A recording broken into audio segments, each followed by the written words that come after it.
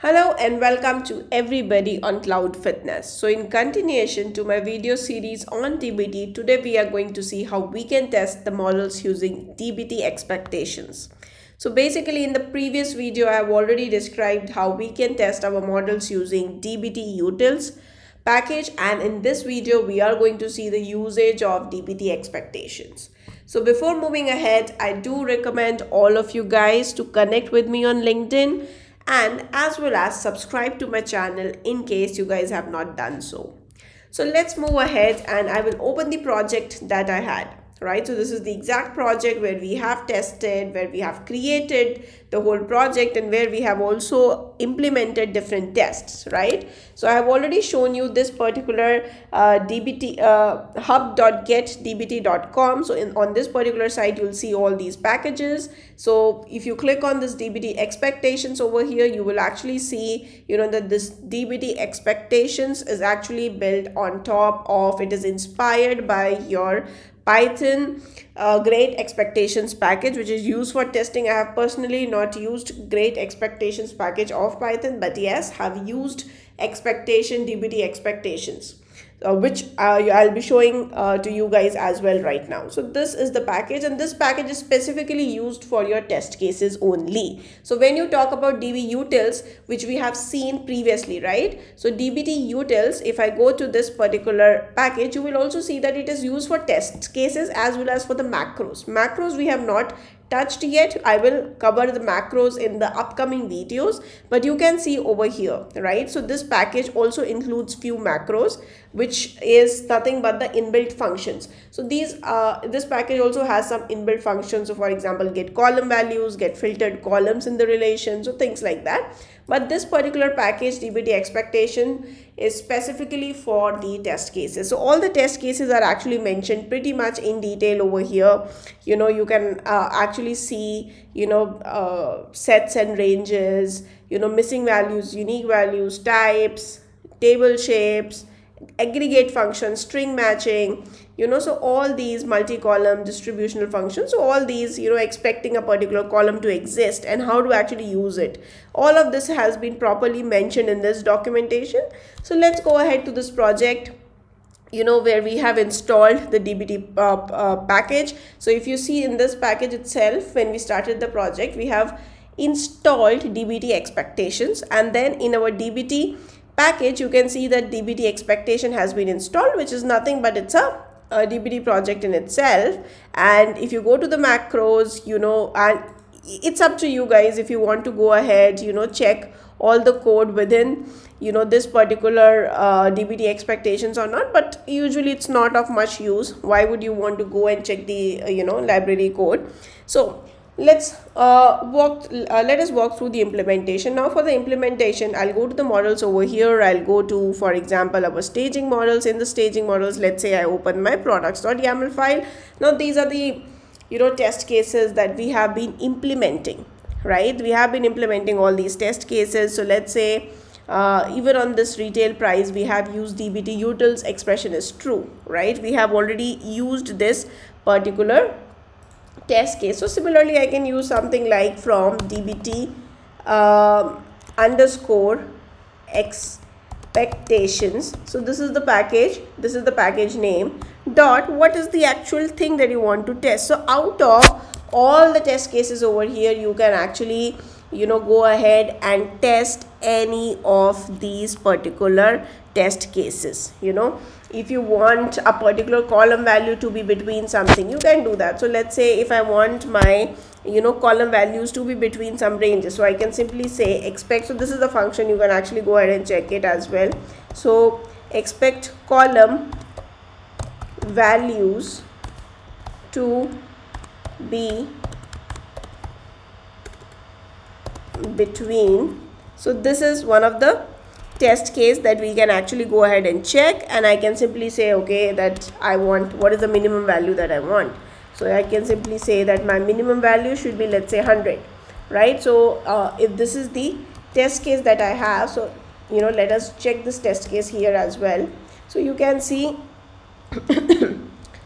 this is the test case. Now if you look at here, it says DBT expectations dot, which is the package name, dot the actual test case that you want to implement. What is the minimum value, what is the maximum value, right? So that you can define it over here, and then how strictly you want to implement it, right? What is the row condition, like do you have any row condition for it? So that kind of thing you can actually mention each of these test cases. Now if I go back and I run this particular test, so in fact let me just simply comment out my utils test for the time being right now, and let me simply run dbt test -s, and let me simply run my particular test case over here, and I'll hit enter. So basically what will happen is eventually my test case for my retail price that I have mentioned, dbt expectations, that is what it is going to run. So also if you see,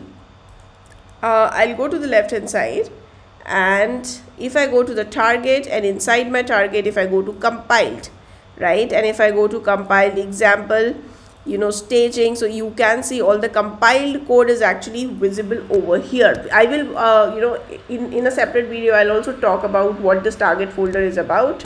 So all your code is actually getting compiled here whenever you run. I will talk in detail about this folder as well, and how to clear up this folder as well. So if you see the stage e-commerce product.yaml, so right now we have run the test case for this particular model. Now if I go inside it, let me just expand it a bit, right, and I come here, so you can see if I have run my model 100 times, it is going to compile the code over here, right? It is going to compile the code over here. So whether I have run it with the great expectation with the expectation dbt expectation module or whatever, everything, the code is going to get compiled. So I have with dbt expectation I have run it only once right now. So if I click on this, I am going to see the compiled code. So this is what my test compiled code looks like, right? So what it is going to do, it is actually going to check my test case over here, right? This is exactly how my test case looks like. Now this is actually going to validate my test case. Now how it is going to validate my test case? I have said over here that my minimum value should be 100, right? Now if I'm saying that my minimum value should be 100, it is going to see how it is going to test. It is going to test that give me those records where the minimum value is not 100, right? And if you get those records, if you actually get those records where minimum value is not 100, then my test case is actually going to fail. This is exactly how it works. But now if you see, if I run my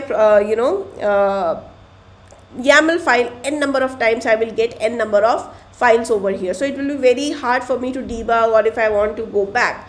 Now in that case, we can use a property called as name over here. I can simply put the name over here. Now if I put name over here, it is going to provide the name to my compiled file. Let's say ABC. I'm just putting it randomly over here, and I'll just put it in the correct indentation. And now if I run it again, right, let me just clear this and let me simply run this again. Now you will see a new file gets created with the name of ABC. Now that ABC will have a compiled code, right? That will actually have a compiled code. So now you can see that abc.sql got generated, right? Now ABC SQL got generated. So this is exactly how, now if I open this exactly has the same test case. So this is exactly how your great expectations library also work. So I hope you got the idea now. Remember that here the idea is not to show you how to resolve an error or something like that. It is just that the test case does not satisfy on the target table, and that's why it is giving error and the warnings based on the severity levels that we have set up in our past videos.